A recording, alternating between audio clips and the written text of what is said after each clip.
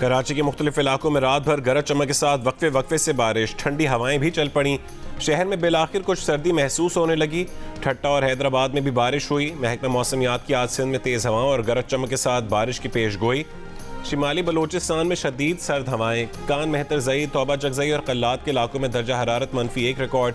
पसनी और मलिका इलाकों में शदीद यालाबारी, नशेबी इलाके ज़ेर आब आ गए।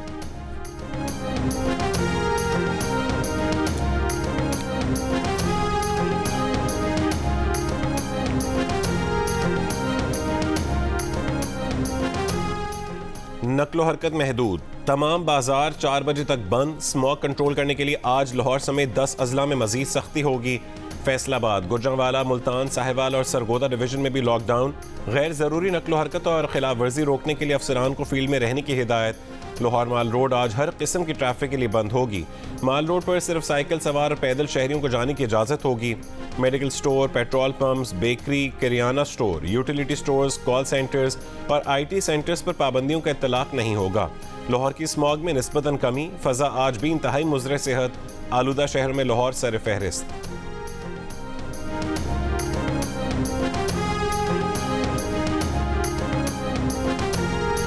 मुस्लिम लीग नून के कायद नवाज शरीफ का कहना है कि जजेस को क्या जरूरत थी कि साजिश का हिस्सा बनकर मुल्क पर कुल्हाड़ा चलाते। करोड़ों इंसानों के नुमाइंदे को 5 बंदों ने उठाकर फेंक दिया। दुनिया में ऐसा कहां होता है। सियालकोट में वर्कर्स कन्वेंशन से खिताब, कहा कि उन्हें हटाकर ऐसे शख्स को लाया गया जिसको गाली के सिवा कुछ नहीं आता। ऐसे बंदे को लाने वाले उतने ही जिम्मेदार हैं जितना वो खुद है। वो हमसे इलेक्शन जीतने की सकत नहीं रखता था, लेकिन हमें गिराया गया और उसे लाया गया। उसने आकर मुल्क का जो हशर किया वो आपने देख लिया। एक दूसरे की टांगे खींचने से तो घर नहीं चलते, मुल्क कैसे चलेंगे।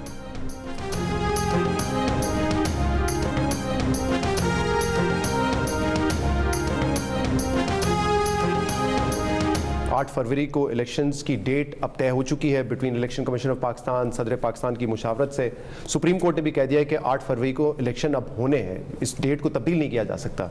अब 8 फरवरी को हो जाएंगे इंतखाबात? जी बिल्कुल, मेरी तो यही अंडरस्टैंडिंग है कि इलेक्शन कमीशन ऑफ पाकिस्तान इस सिलसिले में अपनी तैयारियाँ कर रहा है और जहाँ जहाँ हमारे असिस्ट करने का जो रोल है वो हम अदा करेंगे और उम्मीद करते हैं कि सिक्योर, ट्रांसपेरेंट अंदाज में ये ज़िम्मेदारी जो है इसको पाए तकमील तक पहुँचाएँ। निगरान वज़ीर आज़म अनवारुल्लाह काकड़ ने एक बार फिर बर वक्त और शफाफ इलेक्शन करवाने की यकीन दहानी करा दी। कहा कि इस वक्त मुल्क में सिक्योरिटी चैलेंज पहले से ज़्यादा है, मगर वो सिक्योरिटी चैलेंजेस को सियासी अमल से नहीं जोड़ना चाहते। जियो न्यूज़ के प्रोग्राम नया पाकिस्तान को खुसूसी इंटरव्यू में निगरान वज़ीर आज़म ने कहा कि अवाम से वोट लेने के लिए महरूमी कार्ड इस्तेमाल किया जा रहा है। PTI को सियासी सरगर्मियों की मुकम्मल इजाज़त है। बलोच तलबा की गुमशुदगी के केस में अदालत में तलबी के मामले पर अनवर काकड़ ने कहा कि वो 29 नवंबर को बैरून मुल्क होंगे, इसलिए अदालत में पेशी मुमकिन नहीं है। बलोच अस्करियत पसंद मजदूरों और असातिज़ा को कत्ल करते हैं। अदालत को चाहिए हमें इस मामले पर भी तलब करे। वाज़े किया कि दोस्त ममालिक को पाकिस्तान में सरमायाकारी पर कोई कन्फ्यूजन नहीं। अगले 2 महीने में मुल्क में भारी सरमायाकारी होगी।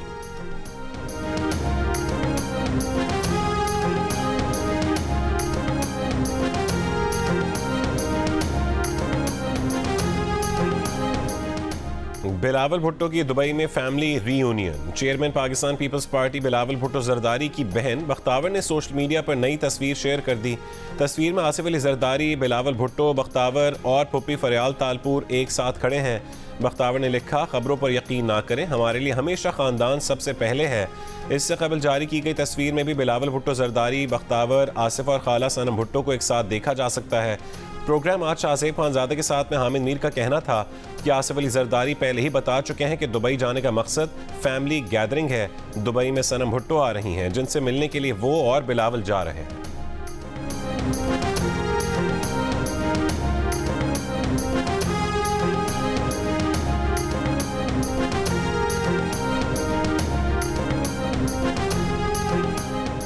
कराची के शॉपिंग मॉल में 11 अफराद की जिंदगियां निकलने वाली आग कैसे भड़की। इमारत में फंसे अफराद को क्यों नहीं निकाला जा सका। कीमती जानें ज़ाया होने का जिम्मेदार कौन। एडिशनल IG कराची खादिम हुसैन रिंद ने वाक़ई की तहकीकात के लिए कमेटी कायम कर दी। चीफ फायर ऑफिसर का कहना है कि जनरेटर से आग फैलने की इत्तला दुरुस्त नहीं। हफ्ते की सुबह आग लगने के वक्त शॉपिंग सेंटर सिर्फ 4थे फ्लोर पर बिजली इस्तेमाल की जा रही थी, जहां सॉफ्टवेयर हाउस और कॉल सेंटर्स मौजूद हैं। दीगर मंजिलों पर बिजली की फरहमी बंद थी। रेस्क्यू हुकाम ने इमारत में हंगामी अखराज न होने की निशानदेही की है।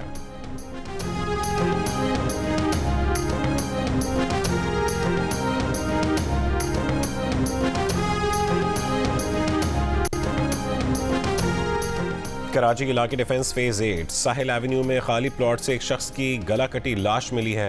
पुलिस के मुताबिक मकतूल की शनाख्त 41 साल के सरदार मोहम्मद के नाम से हुई। कत्ल का मुलजिम मौके वारदात से गिरफ्तार। मकतूल और कातिल का आपस में लेन देन का मामला भी था। मलीर सिटी से पुलिस एहलकार की तशद्दुज़दा लाश बरामद। शनाख्त खालिद नसीम के नाम से हुई। पुलिस ने ज़ाती दुश्मनी का शाखसाना करार दे दिया।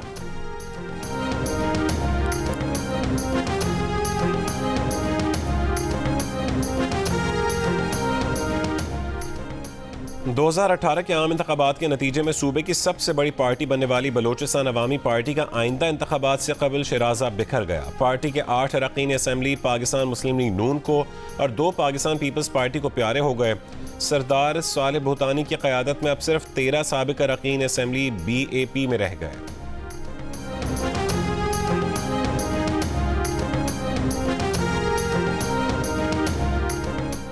खैबर पख्तूनख्वा में मेडिकल और डेंटल कॉलेजेस में दाखिले के लिए आज होने वाले एंट्री टेस्ट में 46,000 से ज़्यादा तलबा हिस्सा लेंगे। टेस्ट के लिए KP में 11 सेंटर्स बनाए गए हैं। टेस्ट के दौरान 2000 से ज़्यादा पुलिस एहलकार सिक्योरिटी की जिम्मेदारी अंजाम देंगे। इम्तिहानी हॉल के अतराफ में 2 दिन के लिए दफ़ा 144 भी नाफिज कर दी गई।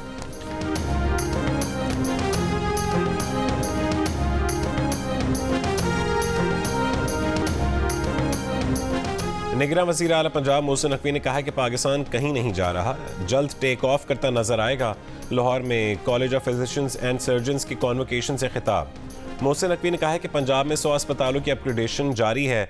जुबली टाउन लाहौर में जदीद तरीन कैंसर अस्पताल 31 जनवरी तक फंक्शनल हो जाएगा।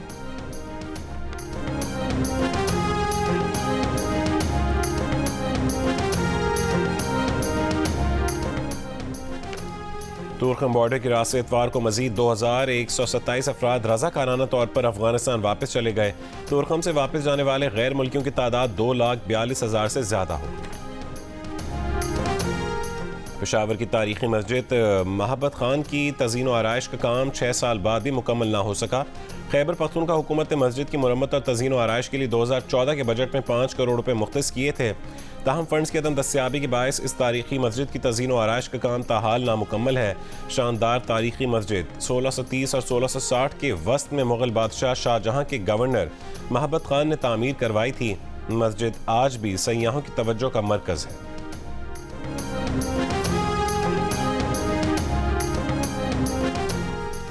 बाबा गुरु नानक के 554वें जन्मदिन की 3 रोज़ा तकरीबात का आगाज़। दुनिया भर से सिख यात्रियों की ननकाना साहब आमद। सिख यात्री अपने मजहबी रसूमात की अदायगी में मसरूफ़। लंगर हॉल में सिख यात्रियों के लिए खुसूसी लंगर का बंदोबस्त।